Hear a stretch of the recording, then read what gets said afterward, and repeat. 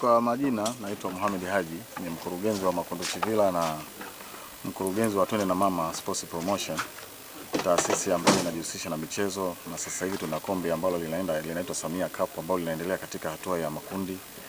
Kwa hiyo tumetoa viti vingine hivi 50 kwa ajili ya watu ambao wasiojiweza, tunasema watoto yatima, na kuna watoto ambao wana mahitaji maalum.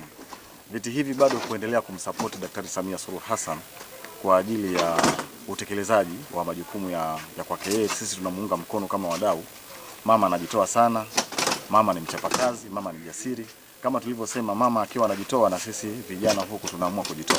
Misaada hii si mingi, lakini naamini kwamba tukiwapelekea watoto wale yatima au ambao hawajiwezi, wana mahitaji maalum, bado wanaona wamepewa sadaka nzuri.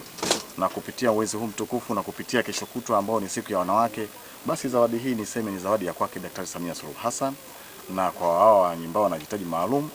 Nadhani ni hayo. Mimi nitoe tu shukurani na kutoa kwa wengine, wadau wengine ambao nao wana moyo wa kuweza kusaidia mambo madogo madogo kama haya, yanakuwa yanaleta tija na kumsupport Mheshimiwa Daktari Samia Suluhu Hassan kwa ajili ya kumuunga mkono na kusema kwamba daktari mitano tena. Jina langu naitwa Umar Ajabu Kombe. Mimi ni afisa habari na matukio wa taasisi ya Twende pamoja na Mama Sports Promotion. Leo tuko hapa kwa mkurugenzi wa bodi ambaye ndio mlezi wa taasisi yetu pia, lakini pia ndio mlezi wa vituo hiki cha watoto yatima cha Kibugumo na kituo ambacho cha walemavu ambacho kipo Kibugumo.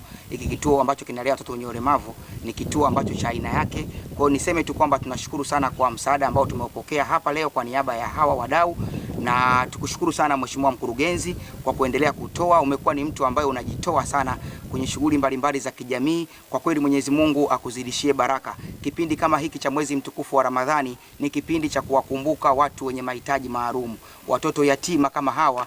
Kuwasaidia ni sawasawa, Mwenyezi Mungu anasema ukiwasaidia yatima umemsogelea, yani umekuwa karibu na Mwenyezi Mungu. Kwa hiyo shehe wangu leo, mkurugenzi Mohamed Haji, leo umefanya kitendo cha kiungwana sana ambacho kinapaswa kuigwa na wadau wengine na Watanzania wengine. Lakini pia tukumbuke hii ni siku kuelekea season ya siku ya wanawake duniani.